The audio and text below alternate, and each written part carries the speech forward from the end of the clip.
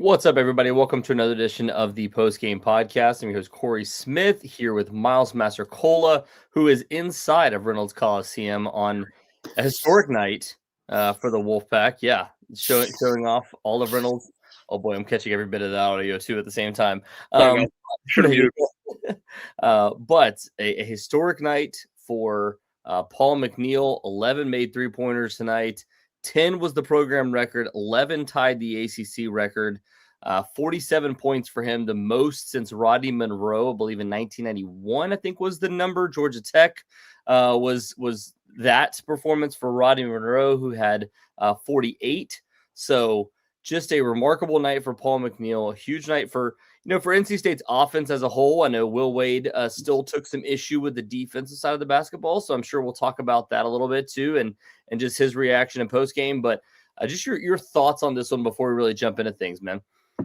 I thought obviously seeing Paul have the record-breaking performance that he did in this building was really special. It was cool for me. I'd never covered a game here with people in it. I think the only time I did it was I think they played North Florida in an MTE during COVID. Which was forgetful, to say the least. And I mean, other than Paul's record-breaking night, this wasn't a game filled with a ton of major events. NC State completely controlled from start to finish. And Will Wade was very, very frustrated with the defense and rebounding in the press conference. And that's kind of where my brain is at right now, walking out of that room. Yeah. Well, before we really jump into things, I want to remind our listeners, as always, visit our iTunes, Google Play Store, anywhere that you get the podcast, also Spotify. We have new channels for all of those. So I usually attach those in every single story. So if you're watching this and you haven't already subscribed to those, please make sure that you do. I also have a new YouTube channel. So if you're watching this on YouTube, go like, subscribe, get notifications so you can jump on with us each and every time that we're on here as well. So you just want to go ahead and plug that, but also through the rest of the month, we're December 17th now. So we've got 13 days, 14 days left of this deal for 50% off. So you can get 6 months absolutely free when you sign up. If you're not able to get shipping before December 25th now at this point, you can still get a Pack Pride subscription and get it for a loved one or the biggest NC State fan and gift it to them. So there is that as an option as well. So I'm just throwing that out there for everybody. You can get it for yourself and for others. But I do want to give a shout out to that. Obviously, 50% off. Head over to packpride.com to find out more about becoming a premium subscriber. All right, let's continue on a little bit with Paul McNeil here. We'll talk about the defense here in just a second. But, it's funny because in the post-game presser or in the post-game, on TV, it was, Andrew Sanders asked him, he's like, at what point did you know? And he's like, after the first shot. Like after that first one went in, I mean, it was, movement. It wasn't just a catch and shoot. It was, catch the ball, move to his right, gets the shot fake and ends up putting it up. And I mean, just in motion, gets down the court. Very next one hits another three. Like 4 for 4 to start before you even get to the break, and then goes 5 for 5 after that through the first 5 minutes. I think it was like the 15:07 mark, 15:07 left in the first half, and he had already made 5 3-pointers in this game. Mind you, he had not made 5 3-pointers in the last 5 games combined total. So that was already a remarkable number. And then finishes with 11. Again, like going over combined numbers, dating back to the last 8 games, he's had a combined 11 3-pointers. So this just felt like you really needed to unlock him at this point, and in some ways, but I don't think you could have ever imagined like this kind of night for him too. No, and like you say, unlock, and that word, it rings so true because it felt like his game had just been locked up, and that's just how it goes with shooters. Sometimes it has ebbs and flows. This was an unbelievable spot for NC State to get Paul McNeil right, and they did that and then some. He got right. It was one of those games for him that was a flow state game. You could kind of see it early. He was looking and hunting for his shot, and the team was hunting for it for him. When Paul is shooting like that, it completely changes the way teams have to guard you. You now have to run multiple guys. You now have to overcommit to him off of screens, and it allows everything else to really flourish and flow even better. And we saw other guys kind of able to pick up. Jerry Deng was kind of able to pick up in that spot where he left off and make some shots in the second half. But Paul's wired to score, and this is an unbelievable setup for him for hopefully a big game on Sunday against Ole Miss. Yeah, and as I saw somebody point out on Twitter, 47 points, 18 shots, 10 rebounds, 0 assists in this game. So there was not a shot that he did not like. He was not passing to anybody. Yeah, exactly. Especially when you go 5 of 5 on the first 5 shots, it's like, okay, that's good. It's your night. You're getting taken out if you pass it. Yeah, exactly. That, and like I said beforehand, 47 points, obviously a career high for him. And you talked about it, like, the way that the defense kind of flowed for Texas Southern. They were trying to take him away, especially in the second half. And, the very last possession, I mean, it looked like they sent 3 when he got the ball. They did. They certainly did. To make sure that he didn't hit it. I don't know if it was because they knew that it could be an ACC record or if they thought it would be 50 points. Either one. I do not think that the Texas Southern kids were aware of ACC scoring records. If they were, credit to them. I wasn't aware of the ACC scoring record until it was brought to my attention with 6 minutes left. But 50. With that said, respect to the Texas Southern defense for having some pride and saying, hey, he ain't getting 50. And they didn't let him get to 50. So I respect that for the last possession. Yeah, and as Chilton said here, hold my beer, Melvin Council Jr. Well, it would have been nice if you had, this kind of performance or something close to it. 5 3 in that game last time. If Paul were to pick 36 against Kansas or 47 against Texas Southern, we know what he would have picked. But at the same time, he'll take what he can get tonight. Yeah, exactly.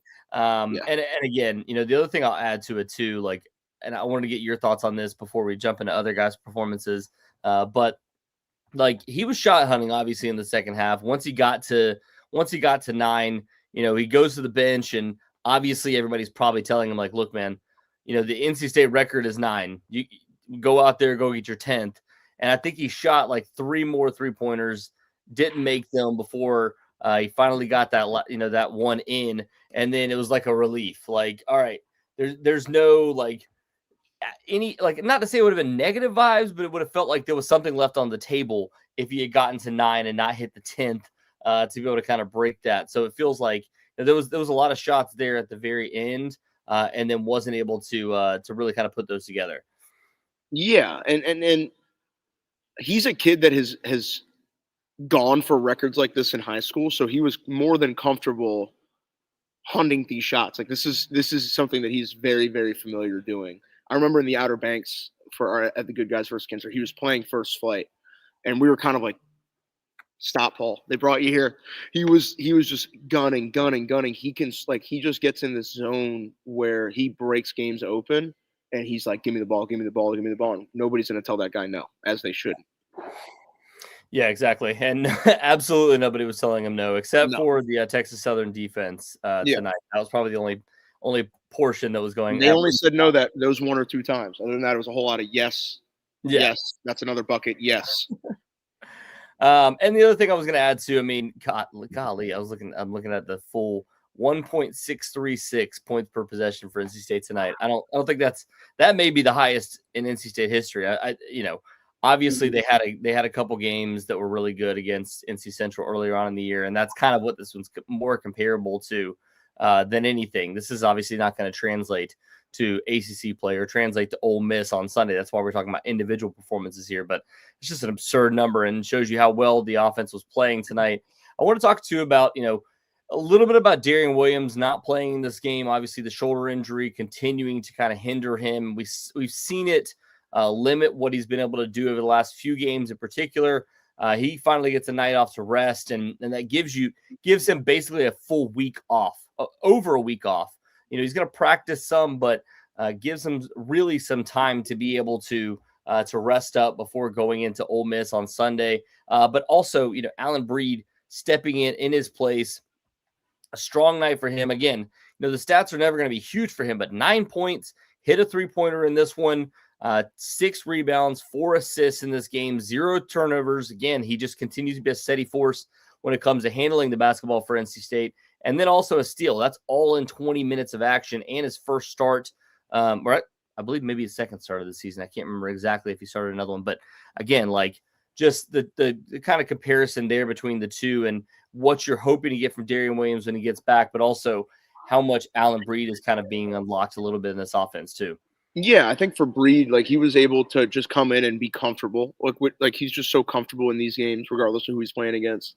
And I think for NC State, like there's still minutes and roles for the taking with this team. Yeah. And I think without Darrion tonight, being able to see how this team looks without him, obviously the level of competition was what it was. Yeah. But getting those looks of different lineups, different things, like we're going to have to talk about the impact Scotty Ebube had at some point too. But having Breed come in and play well, Musa being active and present, wasn't a perfect night for him. I know Will Wade was very frustrated with the defensive rebounding effort from the front court early on, which is going to have to get cleaned up. But like there were a lot of different things throughout the lineup besides Paul's big night that NC State can kind of learn and take with them, some good and some bad. Yeah, and I was going to say, I feel like a big source of that frustration is the fact that you were expecting, you give Musa Sanye, not that it's a big time game or anything along those lines, but you give him his first career start. And he comes out again, just took 2 shots. So 1 of 2 overall, did take a 3, and that's his only missed shot on the night. But it felt like he wasn't comfortable under the basket, wasn't coming down with the rebounds that they needed. They put Scotty Ebube in there. You mentioned it, gave them a little bit of a spark in terms of defensive rebounding. But again, like he's not somebody that moves very well. So it's like, how much is that going to really translate once you get into ACC level competition? Will said in postgame he's going to play him more. And he said his exact quote was, "I feel like a dumbass for not playing him before." That was, I believe, his exact quote. It was something like that. Like he used that word that I just used. Yeah. And I mean, one thing I'll add too is they mentioned it during preseason. Like there was a chance for him to be able to, carve out some minutes, but he needed to lose some weight, needed to get down to a different size. And I think he has now at this point. I think not only that, like as Will said, stuff happens when he checks in. Yeah. And he plays with an edge. Like, that he's going to be physical. He might not have the lateral quickness or the mobility that you want in the high major Euro step earlier this season, though. Yeah, but like at the same time, he's a massive, massive human being that plays physical and hard. And it's a guy that I think is a 12-minute 4-foul, 4-rebound game. That's exactly what you want. You don't need. He can go 1 for 3 from the line. He could finish with 3 points, but he's probably going to get a rebound every 3 minutes, and he's probably going to get a hard physical foul that the other team remembers every 3 minutes.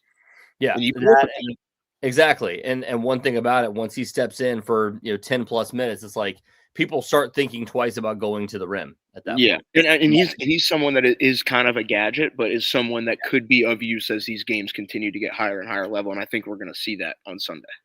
Yeah. To mention that, 2 of 2 in this game for him, 5 points overall, did get, some opportunities at the free throw line, hit 1 of 2. His free throw shot is not great, but again, like you're not asking him to do a ton offensively. 3 rebounds in this game, 2 of them actually on the offensive end of the floor. So I mixed that up. That was actually, it was Musa that ended up having the 3 defensive rebounds, but not a ton for him overall. 3 blocks in this game. For Scotty Ebube, 2 blocks for Musa Sanye. So again, like decent production from both, but at the same time, you saw so many more missed opportunities for Musa to just getting boxed out on several opportunities and things along those lines. So you want to see that translate. And just your thoughts on the defense as a whole, because I was a little bit in and out on watching this game. I'm at home, as you can tell, watching my children. Someone said, "Where's Cory tonight?" I said, "I'm Cory tonight." Yes, exactly. And you filled it admirably. So thank you, I appreciate it. I haven't even put the post game up. So if any listeners, that'll be sent to Cory to edit immediately upon the sending. Okay, all right. So we'll have that immediately up afterwards. Cory's also finding this information out real time. We were scrambling after that long press conference to get this going, but all content will be up here shortly, y'all. Do not worry. Yeah. All right. So just your thoughts on the defensive side of the basketball and what you saw, and do you feel like the we'll say the ass chewing afterwards was warranted from Mr. Will Wade? It was, because what is it going to take for these guys to pay attention to detail? Mm-hmm. Yeah. I mean, at the end of the day, like the lack of detail when it comes to closing out possessions and rotating is alarming. It has been a consistent theme against everybody they've played. They've been able to outscore some of these teams. They've been able to beat some quality teams, but they've lost to these quality teams because of those like 7 or 8 possessions that they fail to rotate or they fail to close it out. I think offensively this team's really good. I think they've been consistently good. Obviously, they've had nights where they haven't shot it as well as they'd like. That happens over the course of a season, but offensively, this team's been more than good enough to win. But the lack of attention to detail for it to happen again against Texas Southern, that is why Will reacted the way he did. This was an unbelievable opportunity for you to really show that you can dominate the details, and those details were not dominated on the defensive end to the liking of the head coach, and his frustration was apparent after the game. I was gonna say too, like I want to go back and make sure, but I'm pretty sure I remember seeing earlier in the year. I mean against Gonzaga they only had 43 points. Against Texas State they only had 67 points. Texas Southern's a bad basketball team. Yeah, exactly. And then the last time out against Minnesota, they had 53 points. So like, yes, you win 108-72 and you get that, but like when your offense is shooting as well and efficiently as it is, like you should have time to get up in your, set up in your half court offense or your half court defense. And it just, again, back to what you were saying, just felt like there was too many breakdowns, too many missed opportunities in terms of trying, just being able to get easy rebounds and get yourself opportunities and get out of those possessions to give them, a second chance. Because I mean, I'm looking at it right now, like they missed, they missed a ton of shots, first of all. They shot 26-65. So they missed almost 40 shots, but they ended up getting offensive rebounds on 15 of those. So NC State finished up with 28 defensive rebounds. So like you're again. Go ahead. I was going to say that falls on the seniors. That falls on your seniors. That's like you need Lubin, Holloman, obviously Williams. He didn't play tonight, and Quadir Copeland, and obviously Alyn Breed. But your seniors that are playing the big role, they have to be the one to kind of take accountability and self-police everybody else and self-police themselves. Say, hey, like we have got to be better, or we are not going to live up to the expectations we set for ourselves. And that's not going to be good for anybody. Yeah, and I would put a guy like Terrence Arsenault in that too. I mean, Terrence Arsenault was literally brought in to be a defensive mismatch, like to be a guy that can guard 1 through 4 for you. And he had several breaks. I mean, like I think Will mentioned he's been really sick. He barely was able to play tonight, but still, like he's absolutely fits into that category as someone. And I know he's had the injury and obviously now the sickness, but once he's able to kind of get back into a flow of good health, he's got to be that guy too. Yeah, I didn't know about the sickness, so but for sure. Yeah, that like I said, I'm you tonight. You're at home. I'm you. You normally know about these things. I know it's like usually it's you. Like, oh, I didn't know about that. Okay, gotcha. But I would add. I mean, I think you've seen kind of helter skelter play from him throughout the season. I mean, hell, you've seen it from Paul McNeil. You've seen it from Matt Abel. Like a little up and down, but like those are the younger guys. Yeah. But the thing that Terrence Arsenault was brought in to do was bring that toughness, bring that, that length, that athleticism, be able to guard 1 through 4, switchability all over the rebounds. Yep. And you're just not getting that consistent effort. And I think that, again, on top of, the rest of the defense not closing out and things along those lines, like it continues to be frustrating to watch him just not be able to really fully click for NC State. You've seen it at times. And when it's gone well, Boise State, it went really well. He was probably the most valuable player in that game on both ends of the floor. You can make the case for. Yeah. And I felt like he had a good game, too, against, I want to say it was Liberty right before the Kansas game. Like he went 2 of 2 from 3 and, looked really good defensively, high effort, high efficiency from him. But you're just, again, it's got to be more consistent. I mean, I keep going back to, the Wes Moore phrase that he always loves to use. Like we've got to be, we've got to be McDonald's fries. Like everybody's got to be McDonald's fries for me because I got to have consistency. And I think that's one of the more frustrating aspects for Will is like you're looking out there and you're going, who the hell is that player on defense when I'm getting this type of effort in practice compared to what I'm getting on a game in and game out basis. And you want to see that continue to get better. Another guy I want to point out really quickly, going back to the positives here. I think there's been a little bit of discussion about Quadir Copeland and kind of the wild play that he had last time out against Kansas. Obviously was a key factor in why they were competing against Kansas, but also had the 6 turnovers. And it's like, running into traffic and not having really a plan a couple times in that game tonight. Again, it's Texas Southern. I'm not expecting this to all translate, but 7 points on 3 of 5 shooting overall, did hit the 1-3 that he took, 9 assists in this game. I believe, I want to go back and make sure, but I believe that's a career high for him. And again, did that all in just 19 minutes, like barely even played in the second half of this game. Yeah, he, like, you could tell, was just in much more of control of his legs and just in control. Like, wasn't trying to force the issue. Couple times had his back to the basket, really took the time to look the defense over, allow his players to set up, and delivered a beautiful pass that led. I know there was one in the second half that led to a Jerry Deng 3, and I think there was one that led to a miss from Breed. But he was able to do a lot of different things from different areas on the floor. He can attack from the wing. Obviously, he hit the early jump shot. We know how dynamic he is as a slasher, had the big reverse dunk.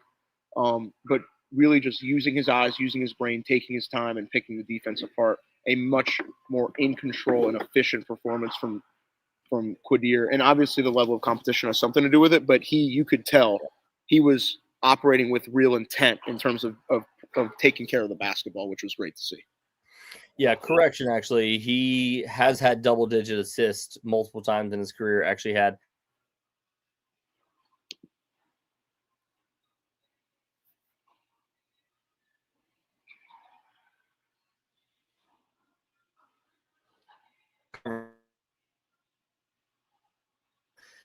he is somebody that's more than comfortable distributing the basketball. And that's why, he got the start tonight at point guard. I don't think Trey Holloman started this game. Trey Holloman comes in and plays a little bit, but again, he only played 18 minutes in this game. It just felt like it was more of like resting the vets type of night and allowing them to get opportunities. And then when a sophomore like Paul McNeil takes over, it's like, okay, now we actually can rest the vets and give them this opportunity.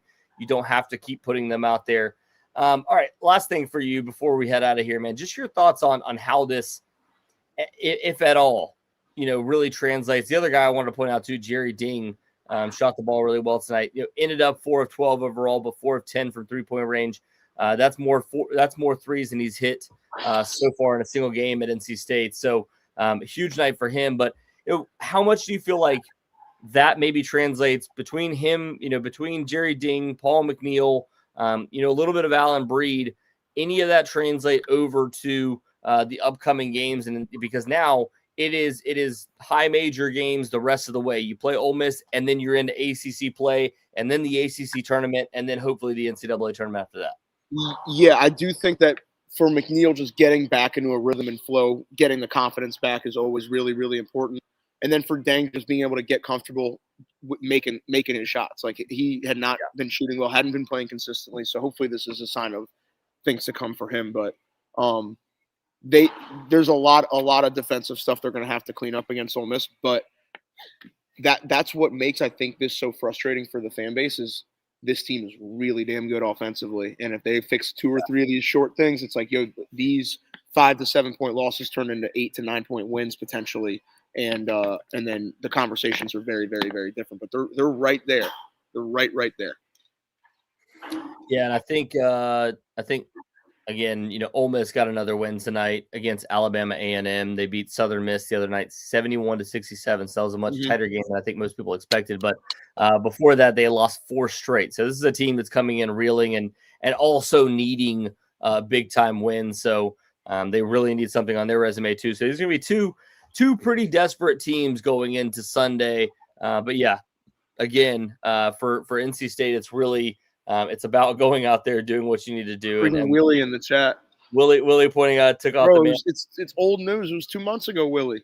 Yeah, he's been on several podcasts now. This point, Willie jumped on because Paul McNeil went off tonight. Yeah, so Willie's just doing his due diligence as the Garner Road media expert / troll. He's doing his job.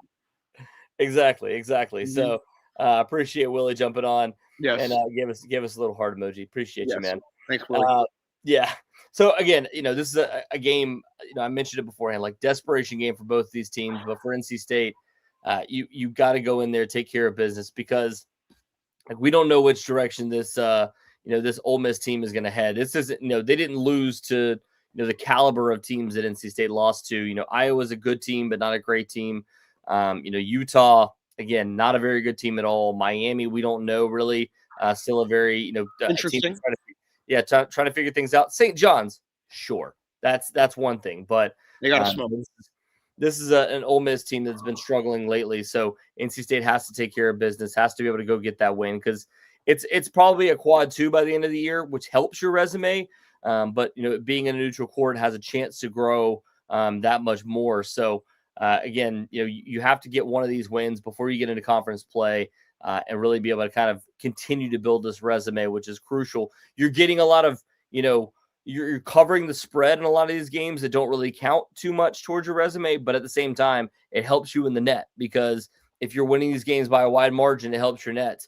So right now they need another good win on Sunday to help your net before you get into ACC play in just a couple weeks.